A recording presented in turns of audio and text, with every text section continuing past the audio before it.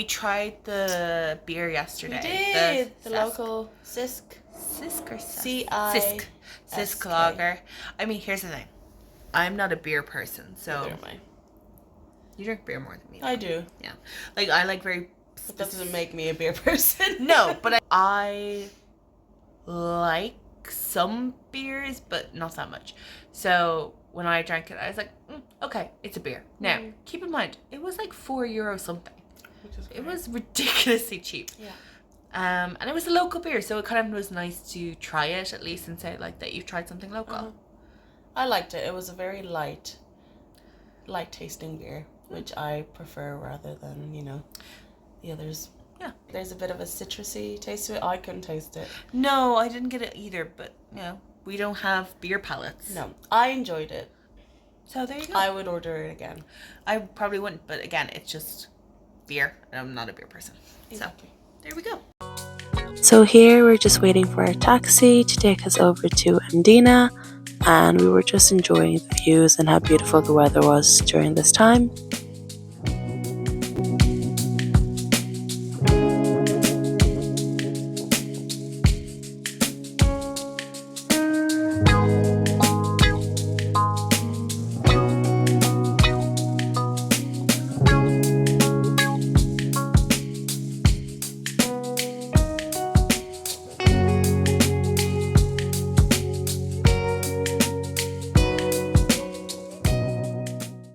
So as soon as you arrive, you see loads of people, visitors, people all over the world and tourists coming to visit. And the beautiful Mdina gate welcomes you to the area, and it's very well known for the Game of Thrones series. There's also horse tours available for people if that's your vibe. As soon as you walk in through the gate, you see the beautiful walls of Mdina, and on the right side is the National Museum for Natural History, which we visited first.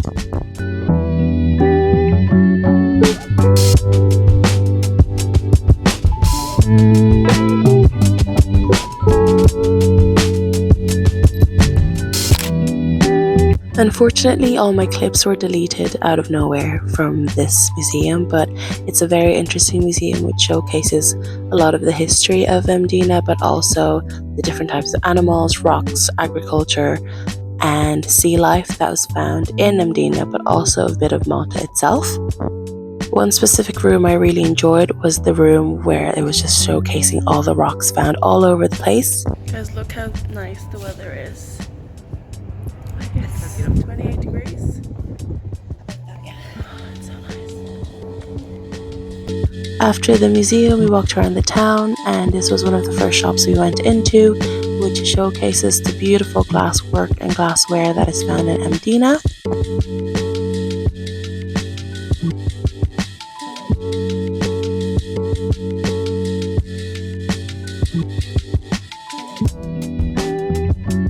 Although there were many tourists, it felt like they were very spread out across the town.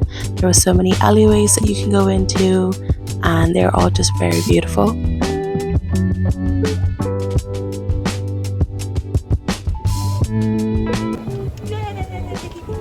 So pretty here.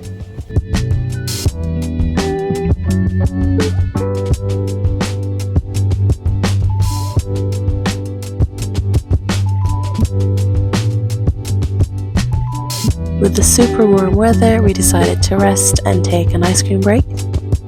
I of course went for pistachio and tiramisu flavor, which was to die for. Then we went around and looked for some shops to buy some souvenirs to bring back.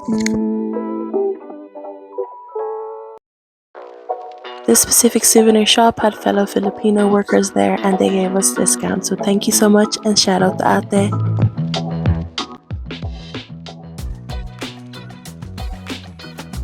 After walking around for a bit more, we decided to get some late lunch, and we were looking for the very famous Fontanella restaurant, which we see all over the internet and TikTok and the likes of that.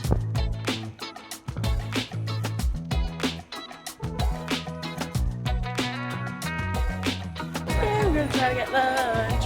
Woo! So cute. This was the line that greeted us at 2 p.m. when we arrived. Now, it was not very long, but I'd say it does get even busier at certain times of the day, so I'd say get there as early as you can.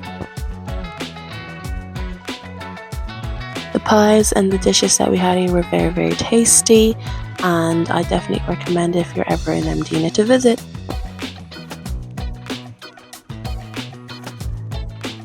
After a handful of hours exploring Mdina, we decided to head back to our hotel area and drop by Lidl before going back to our hotel to get a few snacks and a few bits to keep us going throughout our trip.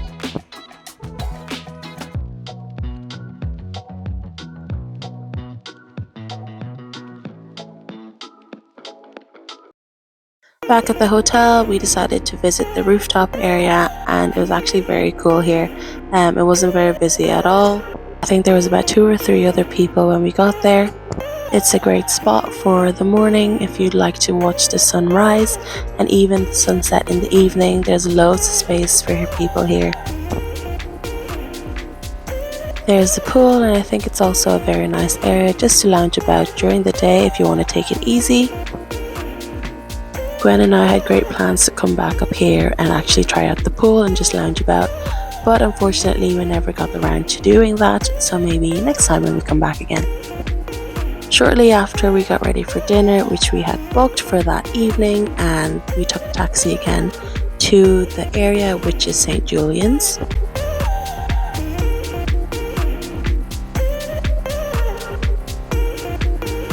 So this restaurant is actually located inside Hilton Hotel in St. Julian's, so it is very fancy. So this is a Thai restaurant, which I was very excited about, and I was really looking forward to trying out the food here.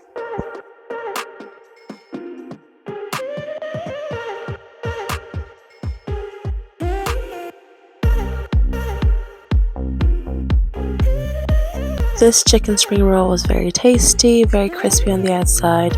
Not a lot of flavour, but I think that was what the sweet and sour sauce was for. Now the scallops. These scallops were absolutely delicious, melts in your mouth, but also the royal fried rice was on another level. I think this is probably my favourite dish. I could eat a whole bowl of this just by itself. It was that good.